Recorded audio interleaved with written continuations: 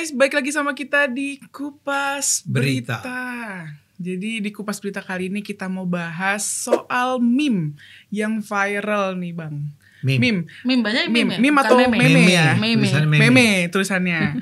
Jadi kalau misalnya penonton tahu tuh beredar meme foto Pak Jokowi dan Pak Prabowo berciuman di sosial media. Oh, itu foto doang? Foto. Bukan video ya?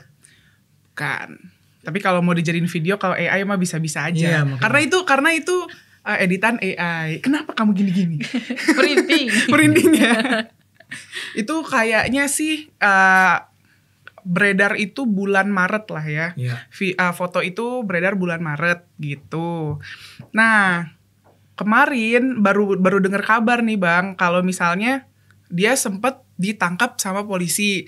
Abis itu ditangguhkan. Ya, si pembuatnya itu. Ternyata pembuatnya ini adalah mahasiswi ITB. Inisial SSS. Fakultasnya itu seni rupa dan desain. FSRD ITB. Bagian dari tugas dia di kelas. Nggak tahu ya. Itu bagian tugasnya atau bukan? Jangan dong, masa tugasnya pakai AI? Wah, bisa dong. Iya, apa-apa. Bisa sih. Boleh dong. Bisa sih. Kamu termasuk orang yang anti AI. Bukan. Tidak tentunya. Sekarang bisa tuh Bang, kalau di ChatGPT kalau misalnya kita mengubah foto gitu, misalnya foto aku sama Nui, kita foto terus kayak tolong ubah jadi anak umur 5 tahun, bisa berubah. Jadi ChatGPT kayak ngasih foto itunya. Ini Jokowi Prabowo juga jadi 5 tahun. Bisa kalau mau sih bisa. jadi atau lucu-lucu diundur gitu. waktu pas S1 biar kelihatan foto ijazahnya sama enggak. Oh. Kamu pendukung Roy Suryo. Enggak. Oke. Jadi awalnya nih Bang, jadi Kepala Biro Penerangan Masyarakat Divisi Humas Polri, Pak Truno Yudo. Pak Truno Yudo itu bilang ada laporan tanggal 24 Maret soal foto itu. Dilaporkannya sama masyarakat ya. Pokoknya Terus, intinya bukan Pak Jokowi atau Pak Prabowo-nya ya. Iya, tapi kita sudah mencari-cari di media siapa yang laporin nggak ketemu. Kayak gitu. Terus abis itu setelah 2 minggu. Sebetulnya saya. Oke. Setelah 2 minggu, abis itu polisi itu nerbitin surat perintah penyidikan pas 7 April. Pokoknya akhirnya dia langsung ditangani lah sama Direktorat Tindakan Pidana Cyber. Nah, terus dia ditahan lah sama Bareskrim tanggal 7 Mei. Katanya dia melanggar kena pasal 27 ayat 1 junto pasal 45 ayat 1. Gak usah dipanjangin. Iya. Orang juga gak bingung. Oke. Dan pasal itu bilang apa yang penting? 35. Nah, di pasal yang dilanggar itu bilangnya gini Bang. Berdasarkan pasal 45 itu mengatur tentang sanksi pidana bagi setiap orang yang dengan sengaja dan tanpa hak menyiarkan, mempertunjukkan, mendistribusikan, mentransmisikan dan atau membuat dapat diaksesnya informasi elektronik dan atau dokumen elektronik yang memiliki muatan melanggar kesusilaan. Intinya melanggar kesusilaan. Ancaman pidana penjaranya paling lama 6 tahun atau denda paling banyak 1 miliar rupiah. Begitu. Terus juga kena yang pasal 51 Bang. 51 junto pasal 35 mengatur tentang kejahatan orang yang dengan sengaja dan tanpa hak melawan hukum melakukan manipulasi, penciptaan, perubahan, penghilangan, pengerusakan informasi elektronik atau dokumen elektronik dengan tujuan agar informasi elektronik dan atau dokumen elektronik tersebut dianggap seolah-olah data yang otentik. Karena kan jadi pokoknya pasal 51 jadi ini manipulasi. Sebetulnya 2 pasal. Pasal yang pertama terkait sama bahwa dia menyiarkan sesuatu yang melanggar kesusilaan. Kedua yang memanipulasi gambar yang ada. Iya. Itu yang dituduhkan kepada si SSS ini. Iya, betul. Ditangkaplah dia. Cuma ya karena ditangkapnya itu Bang, netizen tuh bingung. Ini maksudnya meme-nya si SSS ini apa? Kenapa sampai ditangkap gitu? Cuma ciuman itu. Apa? Ya kan si Prabowo dan Jokowi ciuman itu gara-gara itu dia ditangkap kan? Ditangkap. Ya sebenarnya apa sih meme-nya gitu. Ada salah satu peneliti dari UI itu bilang Bang.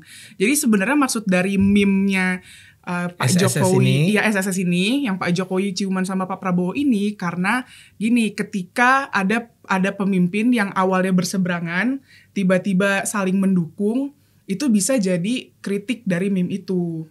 Karena meme yang kayak ciuman itu gak cuman ada di Indonesia, maksudnya di luar negeri itu udah hal biasa. Katanya sih gitu, maksud dari kritik si meme itu. Cuma kan kalau di Indonesia langsung nyorotinnya yang kayak, wih fitnah kalau Pak Jokowi sama Pak Prabowo gay. Jadinya ke orientasi seksualnya. Moralitasnya. Nah, saya nanya bener nih, kalau itu yang betul-betul diangkat ya, pertama, memang Anda nih sebagai penyaksi, penonton, Anda itu termasuk orang yang percaya benarkah Jokowi dan Prabowo ciuman? Enggak sih. Enggak mungkin lah. Iya. Semua orang juga tahu itu meme. Benar. Semua orang tahu itu cuma dibikin-bikin. Iya. Jadi janganlah ya kita tiba pada sebuah kesimpulan bahwa wah, ini menuduh mereka gay. Enggak ada tuduhan bahwa mereka gay. Enggak ada tuduhan bahwa mereka ciuman. Iya. Jadi apa, Ding? Si pembuat ini menurutmu apa, si SS ini? Ya kita pasti first impressionnya langsung itu manipulasi buatan. Pasti tahu lah. Iya. Ini AI nih. Terus? Iya itu kritik ini. Kalau menurut aku kritik satir politik aja. Ya itu pertanyaan penting. Yang dikritik apa? Satir politiknya apa? Mungkin kan kalau itu foto yang tadi Egra jelasin ada maknanya tuh Bang. Ya apa? Mungkin kalau aku lihat ya ada komen bahwa ini nih ada 2 matahari yang bersatu makanya ciuman. Nah, kan kemarin heboh tuh 2 matahari ya pas habis lebaran itu 2 matahari di Indonesia gitu. Matahari kembar. Iya.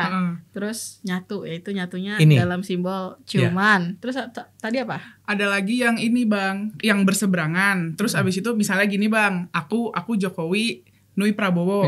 Misalnya dulu kan kita berseberangan rival nih. Sekarang aku sebagai Pak Jokowi nyatu sama Pak Prabowo kayak kesannya gue nyatu deh sama lo, tapi anak gue jadi wakil presiden ya gitu. Tapi nggak ada di gambar itu anaknya kan? Nggak ada.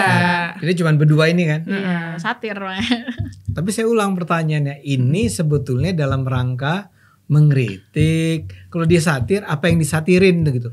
Apa yang disindir oleh dia? Kalau sekarang Jokowi dan Prabowo bersatu, setelah sebelumnya mereka bermusuhan, itu positif atau negatif? Positif. Ya, positif. Kalau menurut saya sih positif lah ya. Jadi, kalau dalam pandangan saya nih, supaya kita lebih jujur nih, ini mah iseng aja si SSS ini. Kan dia anak apa, grafis ya? Apa? Iya, Fakultas Seni dan Desain. Tapi itu bisa juga Bang, satir politik yang kalau kan ini dikorelasikan sama tren-tren dari luar. Nah, dulu pernah juga kejadian antara Trump sama pemimpin Rusia. Sama Putin. Yeah. Karena Trump ini dianggap terlalu tunduk sama Putin. Yeah. Mungkin bisa aja. Gambarnya gimana waktu itu? Wah. Ciuman juga. Ciuman juga? Iya, ciuman juga. Oke, ciuman juga. Jadi mungkin bisa aja kayak kan berarti ada tadi 2, mungkin ada sekarang tafsir ketiga. Ada lagi tafsir, multi tafsir jadinya. Jadi kayak ini mungkin salah satunya mungkin Prabowo tunduk ke Jokowi.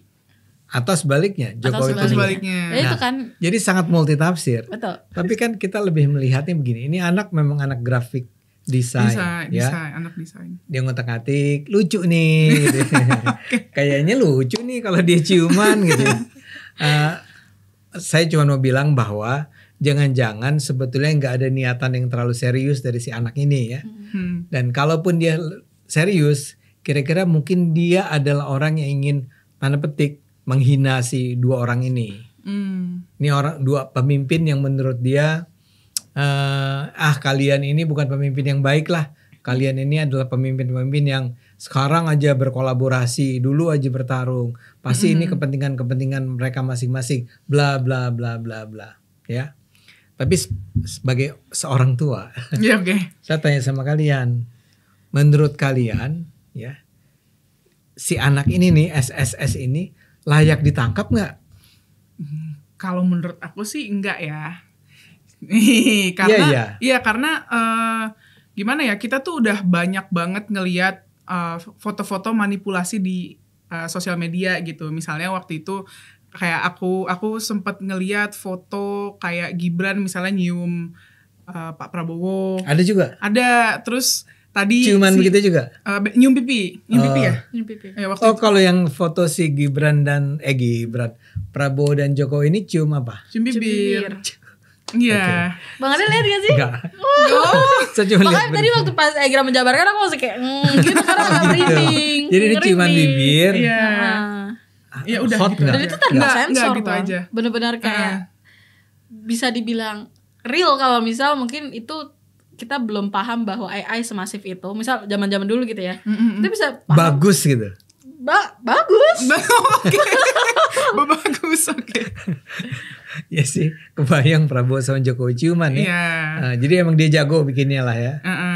Jadilah ini ciuman ini. Sorry kembali, saya tadi motong. Cuma ya kalau misalnya harus ditangkap sampai yang 6 tahun atau kayak gimana, menurut aku jatuhnya berlebihan sih. Kalau menurut aku jatuhnya. Kamu? Gimana? Kalau aku mungkin karena kalau kita ya seumuran kita, Gen Z dan ke atasnya, kita udah punya awareness tentang AI, tentang betapa masifnya misinformasi di dunia digital itu, ya kita kayak bisa, walaupun ya itu kelihatan kayak tidak gimana manipulasi yang sangat rapi gitu ya, tapi kita bisa langsung sadar, oh ini AI. Tapi yang aku maksud mungkin karena kita udah 10 tahun bersama Jokowi gitu ya, jadi kita merasa kayak Jokowi itu kan gak baperan ya sama hal-hal seperti ini. Jadi kayaknya enggak lah, gak usah didebatin lah gitu kan. Iya. Karena kalau aku sebagai anak yang suka nongkrong di X, kritikan kayak gitu tuh sangat-sangat sepele. Biasa banget. Okay. Karena anak orang X tuh bener-bener yang liar banget gitu, yang omongannya bisa ngomong goblok, on, segala macam gitu-gitu. Bisa ngomong yang jahat-jahat lah, manipulasinya tuh juga banyak banget, berupa foto kayak gitu tuh udah banyak banget di X. Jadi cuman ini mungkin agak extraordinary-nya karena sampai ciuman ya. Ciuman gitu ya. Biasanya kan dulu kan manipulasi atau buatan-buatannya kayak misal Jokowi kaki menindas masyarakat pakai kaki misal gitu ya Bang. Itu kan biasanya gambar-gambarnya kayak gitu. Jadi ada tafsir yang jelas dari gambar yang dibuat. Tapi kalau ini kan ciuman gitu. Tapi kalau dihukum kayaknya enggak. Saya rasa sih memang itu bagus tuh Anda mengingatkan semua pada sikap Jokowi selama ini ya. Ya. Kalau Prabowo barangkali kita belum pernah bisa menguji seberapa sabar dia ya menghadapi penghinaan semacam ini. Cuman saya juga termasuk orang yang percaya kayaknya sih dia juga nggak akan peduli lah ya. Tapi yang kalau Jokowi sih udahlah, dia tuh dihinanya kan kemarin itu ketika dia dengan sedih harus melaporkan Roy Suryo dan kawan-kawan kan dia bilang saya kurang dihina apalagi sih saya sudah direndahkan serendah-rendahnya. Direndahkan serendah-rendahnya. Kalau dibilang lu ciuman sama Prabowo itu kayak ya udahlah, semua orang juga tahu itu nggak benar. Ini kan yang kasus ijazah, masalahnya kan ini udah berulang kali dibantah selama bertahun-tahun dan sekarang muncul lagi nih si sok jago ini orang-orang ini kan. Jadi kayaknya sih kalau mereka sendiri itu ya udahlah gitu ya. Tapi kembali kita sebagai masyarakat. Ini kan yang mengadu bukan Pak Jokowi dan Pak Prabowo kan? Iya. Masyarakat. Mungkin masyarakat yang resah, kenapa sih kayak gini? Jangan dibiarin dulu lah. Ntar ini orang-orang pendapatnya makin liar, makin gak punya etika segala macam gitu. Dan orang mungkin ngelihat, kan Pak Jokowi kemarin mengadukan Roy Suryo dan kawan-kawan. Nah artinya dia tuh sebetulnya juga gak terima nih selama ini. Jadi saya sebagai pendukung Jokowi, saya mengajukan ini ke polisi. Nah tapi sekarang pertanyaannya adalah cerita lanjutannya kan adalah bahwa apa? Ditangguhkan. Nah ini penangkapannya. Jadi Jadi kan ditangkapnya tanggal 7 Mei. Terus penangkapannya langsung ditangguhkan di tanggal 11 Mei. Atas tekanan banyak pihak. Termasuk pernyataan istana. Iya. Tekanan atau permintaan? Ini ada polisi. Polisi udah nangkep nih ya. Terus hanya dalam 4 hari ditangguhkan, bukan dibatalkan ya. Ditangguhkan. Beda Bang. Kalau dibatalkan kan menyatakan enggak ada penyelidikan lagi. Kalau ditangguhkan bisa lagi, bisa ditangkap lagi. Bisa. Gitu. Tapi saya rasa itu cuma satu cara yang diambil polisi agar ya jangan terus tiba-tiba dibatalkan lah. Ya. Diselidiki dulu lah ya. Masih diselidiki dulu. Kata-kata aman kan itu. Kata-kata aman. Tapi saya sih kurang setuju kalau dikatakan dia ditekan apa tadi? Karena tekanan. Karena ada Tekanan tekanan. publik gitu mah enggak gimana? Oh, public pressure ya. Iya. Ya. Public pressure. Karena masyarakat yang memprotes banyak tapi yang dukung juga banyak. Banyak. Yun Iya. lagi. Yang mendukung banyak, yang Mendukung memprotes juga banyak. Jadi saya rasa bukan karena tekanan, tapi yang kamu sebut tadi. Oh, pembelaan dari Dari istana. Yes. Dari yang si kepala PCO kita yang baru comeback, Pak Iya. Hasan Nasbi. Benar. Selamat datang kembali Pak Tahu Hasan. deh, Pak Hasan kemarin abis dibahas di Kupas Berita langsung balik ya. Kata Pak Hasan Nasbi, dia bilang gini, kalau dari pemerintah itu kalau anak muda ya mungkin ada semangat-semangat yang terlanjur. Ya mungkin lebih baik dibina aja. Dibina saja. Karena masih sangat muda, bisa dibina bukan dihukum gitu, kata Pak Hasan Nasbi. Aduh, kelanjutannya ada tuh panjang kalimatnya. Sebenarnya ya dia menyayangkan juga Bang, kayak sebenarnya ya saya menyayangkan meme itu, cuma ya lebih baik dibina saja. Jangan dihukum. Jadi sebetulnya saya juga menyayangkan lah ya. Tapi ya nggak usah lah sampai orang ditangkap. Iya. Bayangin tadi ancamannya berapa? 12, paling lama 6 tahun. 6 tahun. 6 tahun. Kebayang nggak? Nggak usah 6 tahun lah. 6 bulan Iya. ditahan di penjara gara-gara bikin meme.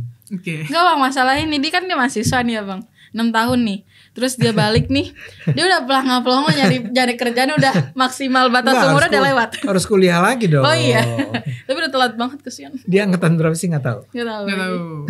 Ini masih mahasiswa ya. Masih mahasiswa. Mungkin dia lagi bikin skripsi. Waduh. Ya betul. Sulit Jadi tuh. saya rasa ini, kalau saya rasa kita harus puji lah pemerintah nih, Tuh. istana, ya. Sudut pandangnya sangat positif. Sangat positif, sangat Dia positif. bilang terlalu bersemangat Oh, si dalam mahasiswa. berdemokrasi. Enggak, Iya. kata Pak Hasan. Ya kata Pak Hasan si Iya. mahasiswa nih, Uh-uh. si SSS nih, Terlalu bersemangat dalam berdemokrasi. iya, terlalu bersemangat dalam berdemokrasi. Oke. Nah, artinya kan kebebasan berekspresi ya penonton. Jadi Iya. dia merasa bahwa kebebasan berekspresi itu artinya kebebasan untuk ngapain apapun gitu ya, ngapain aja. Tapi dia bilang ya nggak usah ditahan lah, Gak usah Dibina ditahan lah. saja. dibina saja. Ya, ini menurut saya sangat positif. Bung Hasan ini kembali menunjukkan ya dia pada dasarnya bagian dari civil society kan, dia direkrut menjadi PCO itu. Saya duga karena dia selama ini punya track record yang positif mengenai bagaimana berurusan dengan soal kebebasan. Dan kembali kita ingatkan bahwa kembali ketika dia misalnya dengan sindiran yang khas orang Minang yang bilang bahwa kepala babi itu dimasak Masak aja, aja. itu juga sebetulnya bukan dalam rangka mematikan kebebasan berekspresi. Dia justru menganggap nggak usah terlalu dianggap serius lah hal-hal semacam ini. Nah ini kembali dia tunjukkan di sini, jangan terlalu serius lah. Ini si mahasiswi ini emang terlalu bersemangat dalam berdemokrasi, tapi nggak usah kita marah. Nah tapi gini, saya ingin tanya sama Anda, kenapa kan yang dijadikan pasal tadi yang Anda baca panjang tuh adalah satu apa tadi? Pasal 47. Yang mengatakan bahwa kesusilaan. 45. Kesusilaan. 45 Ya kesusilaan. Ya. Satu kesusilaan, kedua memanipulasi Manipulasi Yang 51 pasal ya. 51. gambar. Sebetulnya secara hukum nih itu memang menjadi lemah. Pembuktiannya jadi susah. Apakah ciuman antara Jokowi dan Prabowo itu melanggar kesusilaan nggak? Kalau konteksnya di Indonesia katanya sih iya kali ya Bang. Nggak, saya mau bilang cowok sama ciuman cowok sama cowok ciuman. Ada fotonya, gay. Ada fotonya, itu melanggar kesusilaan nggak? Itu terlarang nggak ditampilkan di ITE, di mana di internet? Terlarang sih enggak ya Bang? Ya enggak lah. Enggak. Enggak lah. Cuma jadi negatif aja. Stigma. Ya itu kan cuma soal pencitraan kita ya tentang orang-orang itu. Aha. Tapi bukan soal maksud saya gini, pasal yang dipakai itu melanggar kesusilaan. Melanggar kesusilaan, kasih contoh apa misalnya? Apa ya? Gampang. Apa? Pornografi. Oh, porno. ya. Telanjang. Benar. Ya kalau dia bikin meme tokoh-tokoh itu telanjang, nah itu melanggar kesusilaan. Iya, Ciuman iya. enggak ya Bang? Ciuman yang enggak lah. Oh iya enggak lah, di film kan banyak. Penonton mulai mikir kan. Iya. Ciuman tuh banyak di mana-mana, nonton Netflix lah. Apalagi sekarang LGBT udah masif juga lah ya. Kan artinya kita tahu lah Iya, LGBT tetap persoalan. Tapi kalau ada di sebuah acara televisi, Netflix maksud saya misalnya contohnya. Kalau televisi komersial Indonesia sih masih belum boleh. Ciuman sama sekali emang gak boleh. Oh iya. Tapi itu ada larangannya, dilarang ciuman, menampilkan adegan ciuman. Tapi kalau Anda nonton buka internet, ya adegan ciuman mah biasa-biasa aja. Iya. Jadi pasal itu nggak dipakai. Pasal itu sulit. Lemah. Sulit. Iya, lemah kalau mau digunakan untuk menghukum si SSS. Kedua, soal mengubah-ubah itu Yang pasal 51. pasal 51 Manipulasi. kan mengubah dalam apa sih dia kalimatnya itu kita kan biasa bikin mengubah gambar yang sudah ada, tapi dibuat seolah-olah itu benar-benar ada kalau nggak salah. Ngerti nggak? Jadi saya mengubah sebuah gambar dengan menimbulkan impresi bahwa itu beneran gitu ya. Nah pertanyaannya adalah itu juga bukan pasal yang sangat kuat untuk menghukum si SSS. Ya. Jadi dengan kata lain sama bilang gini, saya duga kalaupun ini dilanjutkan nih, kasus ini dilanjutkan, SS akan bebas. Iya Bang. Cuma kan butuh waktu, harus ke pengadilan, harus bla bla bla bla, makan bisa berbulan-bulan gitu ya. Nah tapi sekarang saya mau kembali ke pertanyaan saya adalah, kenapa menurut kalian yang dipakai adalah pasal semacam itu? Karena itu jatuhnya Deng deng. Setelah dibicarakan jadi iya nggak masuk akal juga ya. Iya ya, kenapa ya bisa pakai itu ya? Jawabannya apa? Kalau menurut aku itu pasal yang paling gampang dipakai buat nahan orang karena pasal karet. Kalau menurut aku.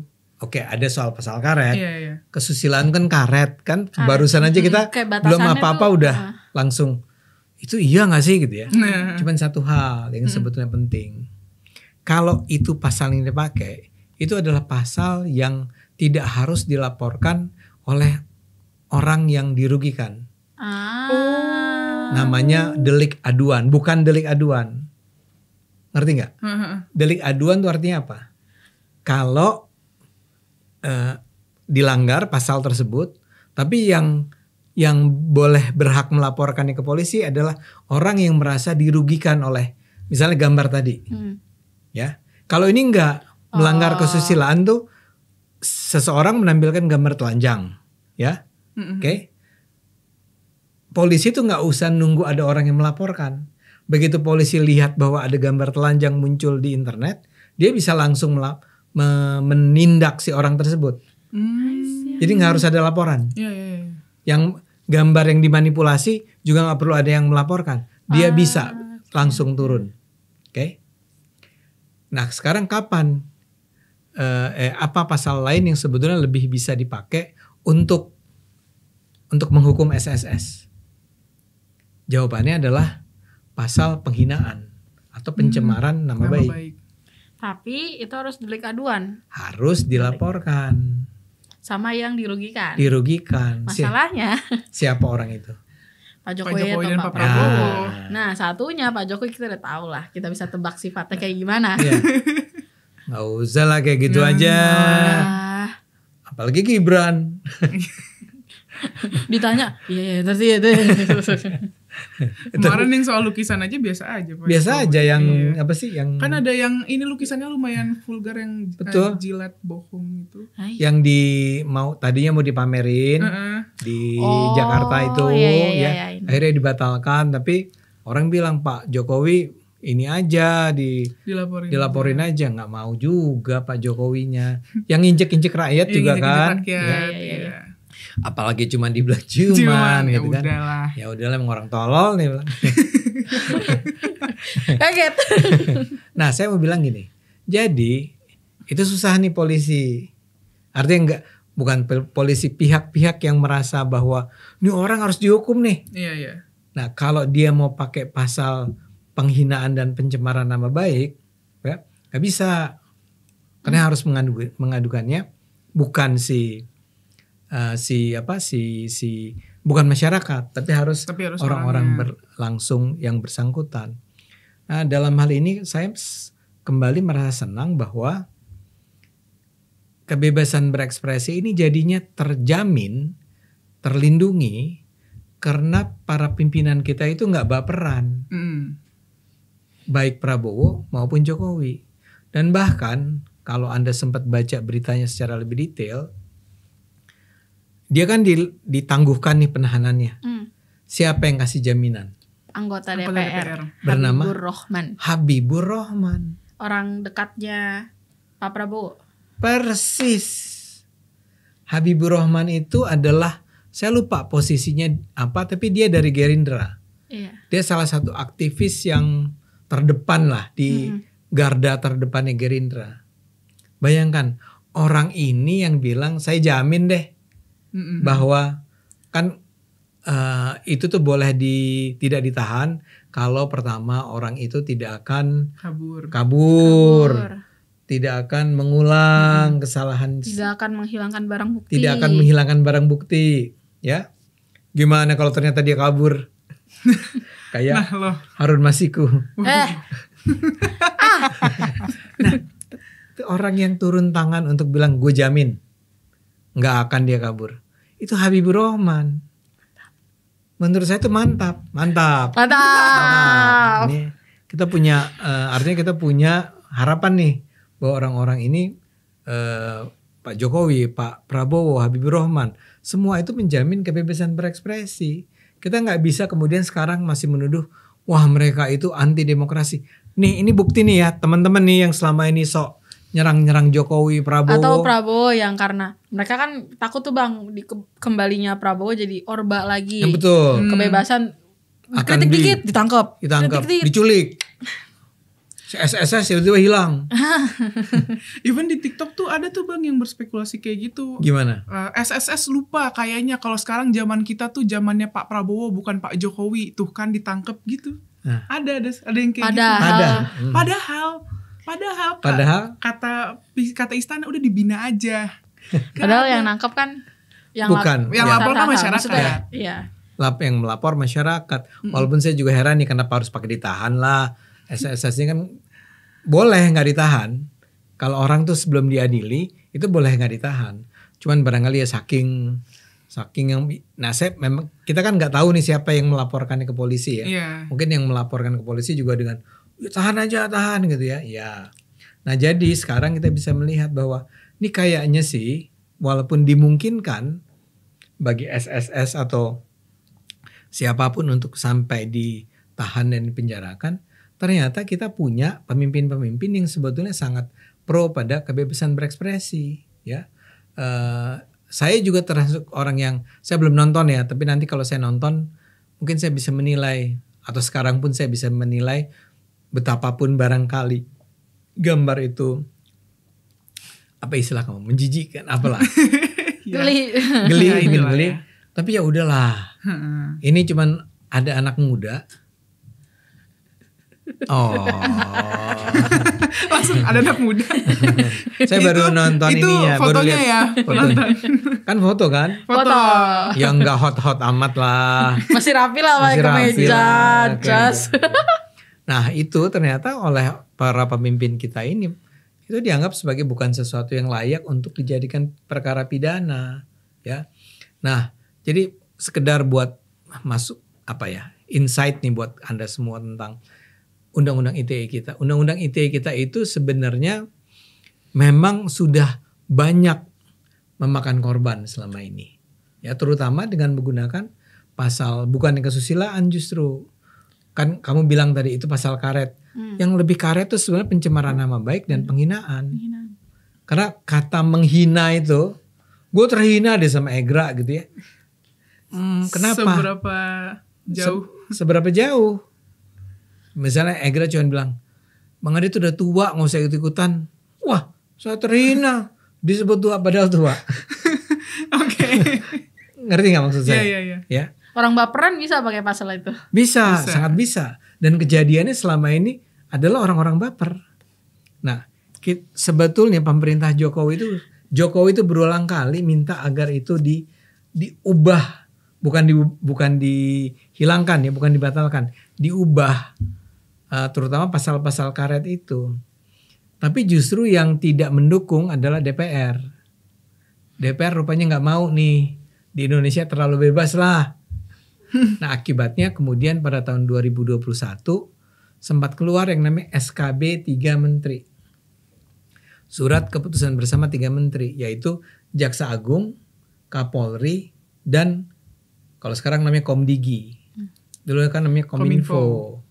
Jadi dikatakan walaupun pasal itu tetap ada, tapi kalau mau diangkat jadi perkara pidana, itu harus memenuhi syarat-syarat tertentu. Misalnya aja, sesuatu yang bersifat bercanda itu nggak dimasukin ke penghinaan dan pencemaran nama baik. Misalnya ada pasalnya tuh. Jadi bercanda gitu. Kalau bercanda. Oke. Tidak dengan bermaksud sesuatu yang serius gitu menjatuhkan nama baik orang itu, ya janganlah jadi perkara. Ada sejumlah syarat tuh. Jadi kita sebetulnya buat penonton ini penting buat kita. Pasal-pasal itu memang tetap mengancam, tetap bisa membawa kita ke penjara atau minimal membawa kita dilaporkan ke polisi dan dari polisi kita diperkarakan. Tapi sebetulnya perlindungannya juga ada kok. Jadi kedepannya kalau misal nih terulang lagi kayak gini Bang, harusnya siapa yang bertindak? Maksudnya harusnya polisi bukannya jadi pihak ketiga. Harus ya.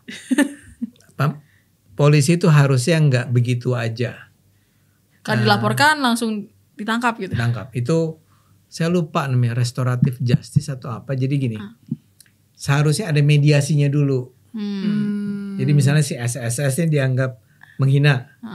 Nah si SSS itu dipertemukan dulu dengan yang melapor. Iya. Nah kabarnya SSS itu juga nggak menerima surat panggilan Bang. Jadi dia emang Bang benar-benar ditangkap langsung. Ditangkap langsung itu juga kabarnya. Kita sayangkan ya kalau sampai terjadi. Mungkin Pak Polisi tolong lebih berjiwa besar gitu ya. Jadi tapi kita kan nggak tahu siapa ini yang ngelapor nih. Kali yang ngelapor tuh jagoan-jagoan gitu ya. Punya power. Punya power tuh. Nanti saya bikin demo nih kalau nggak ditahan misalnya gitu kan ya. Nah jadi ya terpaksa harus keluar pernyataan dari si Pak Hasan Nasbi dulu nih. Harus turun tangan Habibur Rahman dulu supaya jangan dia ditahan. Tapi sebetulnya kembali ke pertanyaanmu yang terakhir ini, seharusnya emang nggak begitu mudah orang ditahan hanya karena dia dianggap dalam kasus ini kesusilaan gitu ya, atau mengubah-ubah gambar. Saya tuh pernah dulu diadukan karena saya mengubah gambar Anies Baswedan. Oke. Bukan, sorry, saya merepost gambar Anies Baswedan seperti Joker. Ya di Facebook saya kalau nggak salah ya. Itu juga saya dilaporkan ya. Oleh siapa Bang? Seorang anggota DPD. Oke. Dewan Perwakilan Daerah ya, nggak usah saya sebut lah namanya. Tapi karena sekarang gini, kalau itu masuk pasal penghinaan lebih kena tuh. Gambarnya Anies dibikin jadi kayak Joker. Bisa kan penghinaan? Bisa. Ya. Tapi kalau penghinaan yang lapor mesti si Anies ternyata cukup baik. Nah, Anies tidak melaporkan saya ketika itu. Mungkin dulu karena masih best friend Bang. Pernah best friend? Oh enggak. Wah saya best friend dengan Anies itu lama banget. Jauh hari sebelum terjadinya kasus ini. Oh gitu. Tapi terus akibatnya si orang yang melaporkan saya menggunakan pasal bahwa saya mengubah gambar. Mendistribusikan. Nggak mengubah dulu. Oh gitu. Mengubah untuk kemudian mendistribusikan. Syukur alhamdulillah saya bisa bilang sama polisi, saya nggak mengubahnya, saya cuma merepost. Selesai. Oke. Karena cuma repost. Tapi itu pelajaran buat saya, jangan pernah ada gambar. Misalnya saya benci sama siapalah, sama siapa PDIP gitu ya, atau sama Hasto misalnya. Oke. Terus Hastonya saya apa-apain gambarnya terus saya munculin, hati-hati loh. Kalau Hastonya, walaupun sekarang Hasto lagi di pengadilan ya, tapi kalau Hastonya marah sama saya, itu dia bisa laporin. Penghinaan Atau pencemaran nama baik.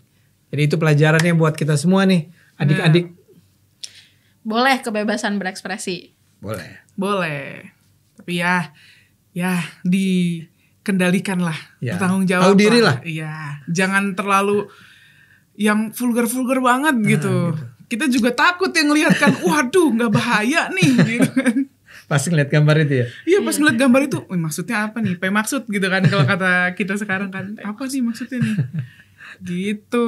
Cuma ya SSS-nya juga udah minta maaf. Udah datang ke ITB juga buat minta maaf. Jadi nggak dikeluarin kan? Kabarnya sih enggak ya. Dan kabarnya ITB membela dia ya? Enggak. ITB nggak bela? Setahu kita sih dia akhirnya berterima kasih atas sikapnya pemerintah yang akhirnya nggak mempidanakan.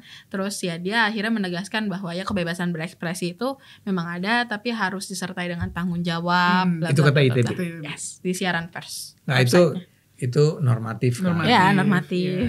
Tapi kan selama dia nggak mencat si mahasiswa, aman lah ya. Mudah-mudahan bisa lulus. Mudah-mudahan. Jadi salah seorang content creator yang terkemuka si SS ini. Ya betul.